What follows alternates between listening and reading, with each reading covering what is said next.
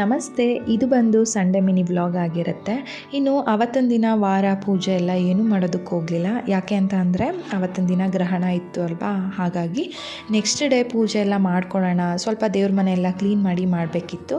ಹಾಗಾಗಿ ನಾನು ಅವತ್ತು ಪೂಜೆ ಎಲ್ಲ ಏನೂ ಮಾಡೋದಕ್ಕೆ ಹೋಗಲಿಲ್ಲ. ಇನ್ನು ಸ್ವಲ್ಪ ಮನೆ ಕ್ಲೀನಿಂಗ್ ಎಲ್ಲ ಮಾಡ್ಕೊಳ್ಳೋಣ ಅಂತ ಮಾಡ್ಕೊತಾ ಇದ್ದೆ. ಅಷ್ಟರಲ್ಲಿ ಅಮ್ಮ ಫೋನ್ ಮಾಡಿ ಬೇಗ ಬಾ ಮನೆಗೆ, ಇವತ್ತು ಶಾವಿಗೆ ಮಾಡೋಣ ಅಂತ ಹೇಳಿದ್ರು. ಸರಿ, ನಾನು ಮನೆ ಕೆಲಸ ಎಲ್ಲ ಮುಗಿಸಿ ಹೊರಡೋಷ್ರೊಳಗಡೆ 12 ಗಂಟೆನೇ ಟೈಮ್ ಆಗೋಯಿತು. ಅವ್ರು ಅಷ್ಟರಲ್ಲಿ ಶಾವಿಗೆಗೆ ಬೇಕಾಗುವಂಥ ಸೈಡ್ಸ್ ಎಲ್ಲ ಮಾಡಿ ಇಟ್ಬಿಟ್ಟಿದ್ರು. ಇನ್ನು ಶಾವಿಗೆ ಮುದ್ದೆ ಒಂದು ಮಾಡ್ಕೊಬೇಕಿತ್ತು.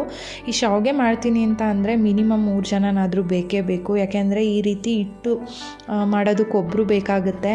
ಇನ್ನು ಶಾವಿಗೆನ ಅದು ಒತ್ತೋದಕ್ಕೊಬ್ಬರು ಬೇಕಾಗುತ್ತೆ, ಅದನ್ನು ಇಟ್ಕೊಳ್ಳೋದಕ್ಕೊಬ್ಬರು ಬೇಕಾಗುತ್ತೆ. ಈ ರೀತಿ ಮನೆಯಲ್ಲಿ 3 ಜನ ಇದ್ರೇ ಇದನ್ನು ಬೇಗ ಬೇಗ ಮಾಡ್ಬೋದು. ಒಬ್ಬರು ಇಬ್ಬರು ಅಂತೂ ಮಾಡೋದಕ್ಕಾಗೋದೇ ಇಲ್ಲ.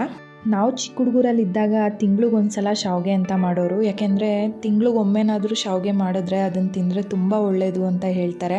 ಎದೆ ನೋವಿಗೆ ಕಾಯಿ ಹಾಲು ಶಾವಿಗೆ ಹಾಕ್ಕೊಂಡು ತಿಂದರೆ ಅಂದರೆ ಎದೆ ನೋವು ಬರೋದಿಲ್ಲ, ಆರೋಗ್ಯಕ್ಕೆ ತುಂಬ ಒಳ್ಳೆಯದು ಅಂತ ತಿಂಗ್ಳಿಗೊಮ್ಮೆನಾದರೂ ಶಾವಿಗೆ ಮಾಡೋರು.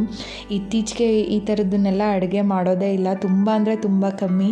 ಅಜ್ಜಿ ಇದ್ದಾಗ ಮಾಡ್ತಾಯಿದ್ರು. ಅಜ್ಜಿ ತೀರ್ಕೊಂಡ್ಮೇಲೆ ಈಗ ಅಮ್ಮನೇ ಮಾಡೋ ಅಂಥದ್ದು. ಯಾಕೆಂದರೆ ಅಮ್ಮನಿಗೂ ಸಹ ಕೆಲಸ ಇರುತ್ತೆ ಅಲ್ವಾ, ಹಂಗಾಗಿ ಅವರು ಫ್ರೀ ಇದ್ದಾಗ ನಾವು ಅವ್ರ ಕೈಲಿ ಈ ರೀತಿ ಮಾಡಿಸ್ಕೊಂಡು ತಿನ್ನಬೇಕು. ಸೊ ನಮ್ಮನೆಯವರಂತೂ ಸುಮಾರು ದಿನದಿಂದ ಕೇಳ್ತಾನೆ ಇದ್ದರು. ಸೊ ನಾನು ಒಂದು ಸಲ ಹೇಳಿದ್ದೆ ಅಮ್ಮನಿಗೆ, ಅಮ್ಮ ಈ ಥರ ಯಾವಾಗಲಾದರೂ ಫ್ರೀ ಇದ್ದಾಗ ಶಾವಿಗೆ ಮಾಡೋಣ ಅಂತ ಅಂದ್ಬಿಟ್ಟು. ಅವ್ರು ಅದಕ್ಕೆ ಸರಿ ಆಯಿತು ಮಾಡೋಣ ಅಂತ ಅಂದಿದ್ರು. ಅವ್ರಿಗೆ ಸಿಗೋದು ಸಂಡೇ ಒಂದೇ ದಿನ. ಸೊ ಆ ಟೈಮಲ್ಲಿ ಅವರು ಮನೆ ಕೆಲಸಗಳೆಲ್ಲ ಮಾಡ್ಕೊಬೇಕಾಗತ್ತಲ್ವ. ಸೊ ಅವ್ರು ಇವತ್ತು ಬೆಳಗ್ಗೆ ಸಡನ್ನಾಗಿ ಫೋನ್ ಮಾಡಿಬಿಟ್ಟು ಮಾಡೋಣ ಇವತ್ತು ಬಾ ಅಂತ ಅಂದರು. ಹಂಗಾಗಿ ನಾವು ಹೋದ್ವಿ. ಹೋಗೋಷ್ರೊಳಗಡೆ ಆಲ್ಮೋಸ್ಟ್ ಎಲ್ಲ ಕೆಲಸ ಮಾಡೇ ಬಿಟ್ಟಿದ್ರು ಅವರು.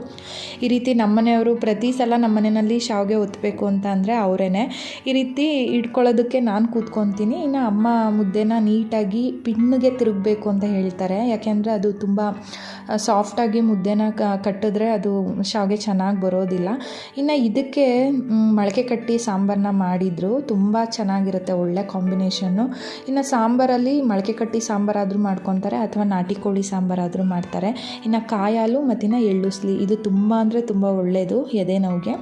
ಹಾಗಾಗಿ ತುಂಬ ರುಚಿಯಾಗಿ ಮಾಡಿದರು. ನಿಜವಾಗ್ಲೂ ಖುಷಿ ಆಗುತ್ತೆ. ಈ ಥರದ್ದೊಂದು ಫುಡ್ಡು ಈ ಟೈಮಲ್ಲಿ ಸಿಗಬೇಕು ಅಂದರೆ ಅದು ಒಂಥರ ಅಪರೂಪ ಅಂತಲೇ ಹೇಳ್ಬೋದು. ಇನ್ನು ಶಾವಿಗೆ ಹೋಳು ಬಂದು ತುಂಬ ಹಳೇದದು, ನಮ್ಮ ಅಜ್ಜಿ ಯೂಸ್ ಮಾಡ್ತಾಯಿದ್ರು. ಅದು ಬಂದು ನಮ್ಮ ಅಮ್ಮನ ಮನೆಗೆ ಸೇರ್ಕೊಂತು. ಸೊ ಒಂಥರ ಶಾವಿಗೆ ಒತ್ತುವಾಗ ಅಜ್ಜಿ ನೆನಪಾಗ್ತಾರೆ. ತುಂಬಾ ಚೆನ್ನಾಗಿತ್ತು ಶಾವಿಗೆ.